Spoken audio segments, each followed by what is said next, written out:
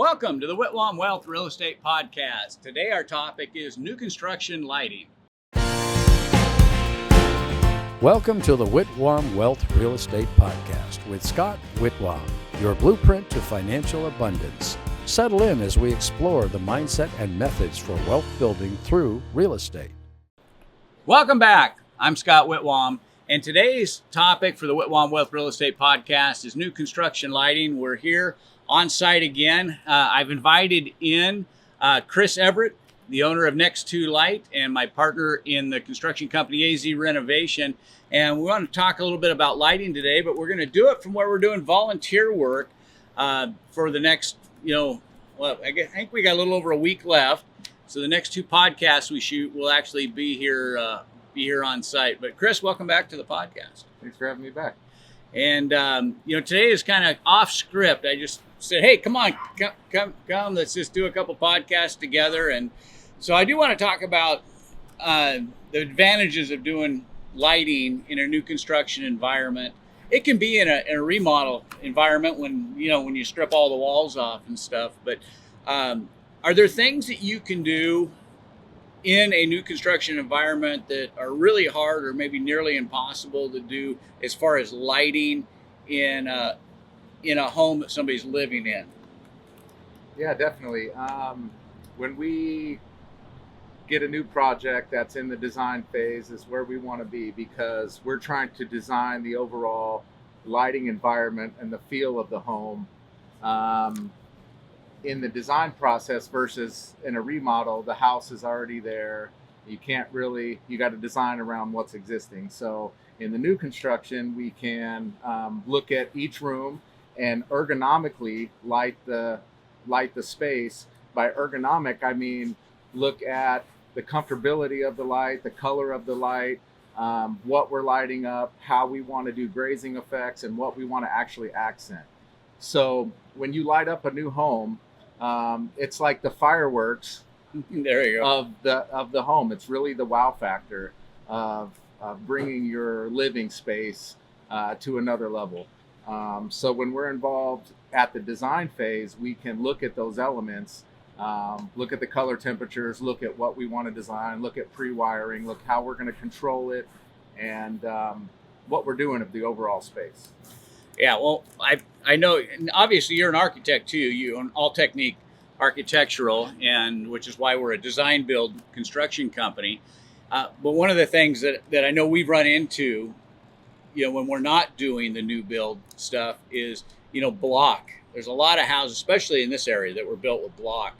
It can create some real challenges for it. So, when you are remodeling maybe your flip project, or you're getting ready to do a lot split or a development, one of the things to do is consider all of the accent lighting, because it's become very popular. It's not just for kitchens. It used to be just, hey, can I get under cabinet lighting? But now you've got toe kick lighting. You've got, special lighting on china. So somebody may have a kitchen, and they want glass doors, but they want some special lighting to be able to really show it off when people are there. And those are the kind of things that when you're doing, a new build and working with the architect and the lighting designer, that you could build into the entire project. So like he said, you'll get that wow factor out of it. And it's a lot less expensive if you do it up front. I mean, how many times have I had people go, man, I wish a couple years ago when we did this, we would have done X, Y, and Z, which is why it's good to work with somebody who knows what they're doing up front with those kind of projects. And, Yeah, definitely.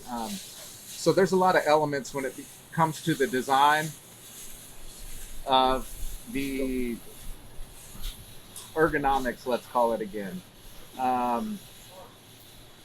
So when you look at a project at the design phase, there's a lot of elements involved with a lot of different people involved. So for instance, the overall architectural plan. Now the architectural plan typically has a cabinet footprint. We're going to do a kitchen. We know it's a kitchen. Then you have to bring in the cabinet design later, whether a designer is involved, a cabinet company, or somebody like ourselves. So what we bring to the table is the full design build from beginning to end. So now we can look at cabinet design. We can look at overall architectural and room layout. versus most contractors will bring in a cabinet subconsultant or a designer, and now you have all these people working together to try to implement a design, whereas we look at the project as a whole. We do the cabinet design, we do the architectural design, we figure out the construction process. So everything's kind of put into one pot, and we can really be efficient at what we're designing in the beginning and not have a lot of headache down the road where we have to change things because this design changed or that design changed or this person added this. So it really brings an element that not a lot of people are doing now. Well, there's a lot of cost savings with that too, because anytime you can avoid change orders. But what we find a lot of times too is when you have multiple trades that are in a space working, when you get to a point, they start pointing fingers at each other. You know, it's like, well, no, that guy should have been here before us. We came in and installed, not our fault. We were on the calendar to install, you know. But when you're the sole source of doing that, when you're planning this out and you have somebody who's not only doing the wiring, but also, you know, installing the cabinets or doing the drywall or whatever it is that they're doing, you get better coordination, less change orders, less expense, less workarounds. Because sometimes that's what you get. You know, you come into a problem and then all of a sudden the contractor comes to you and goes, oh, well, we had this problem, but here's the workaround. Well, the workarounds sometimes are the contractors come up with are goofy, you know, and it's just better to have it installed correctly up front. And, you know, it's one of the things I think that when you're working with, you know, new build where you get studs on the wall, no drywall in the ceilings, it gives you some advantages, especially, you know, what's becoming a lot more popular, it's not just kitchens anymore. I mean, you're seeing some things with master, you know, bathrooms, you know, obviously what's, you know, in-floor heating, special lighting so that you don't have shadow areas, whether it's in the toilet room or in the shower or tub space. And with some of the new wow bathrooms that we're doing with the standalone tubs and those kind of things, a lot of times they want to make sure that they've got light on everything. And so it helps to create that kind of environment where you walk into a master bathroom now and it's just, it's like being in a spa. You know, you get the entire lighting. Now, are there any complications or with doing any of these things? Because you talked about color spectrum.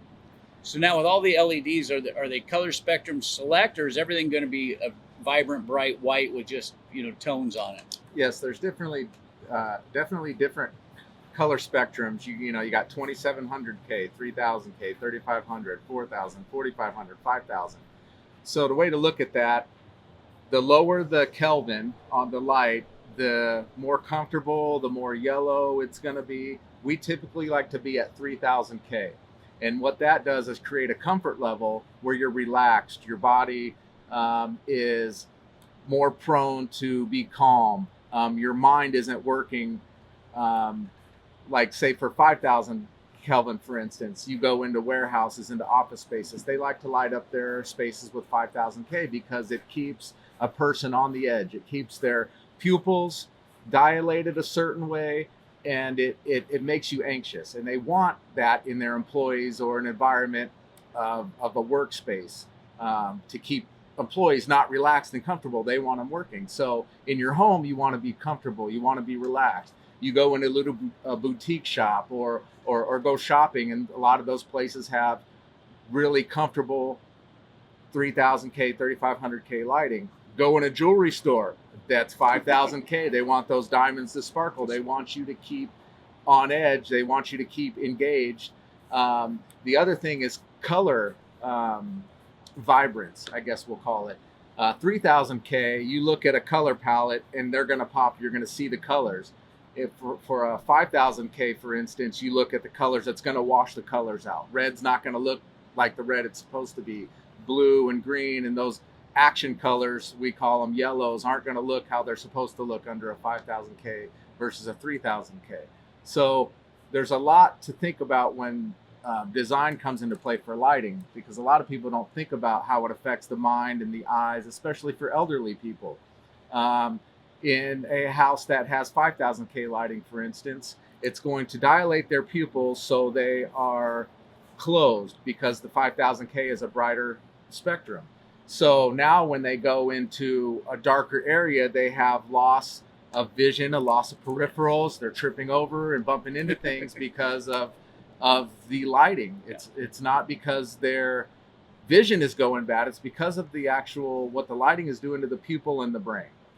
So now, also, these things, not only do you have, your color selection, your temperature, but you can also make these things dimmable. So, for instance, if you did choose a 4000 K light, which is a good bright, clear light, and you're taking a spa bath type thing, you can turn the intensity down with dimmers on these things. Yeah, definitely. We can dim whatever Kelvin you want to use. We can dim it. We can put it on occupancy sensor controllers where operated by a switch. You walk in the bathroom, your under cabinet or toe kick lighting lights up without you having to flip a switch.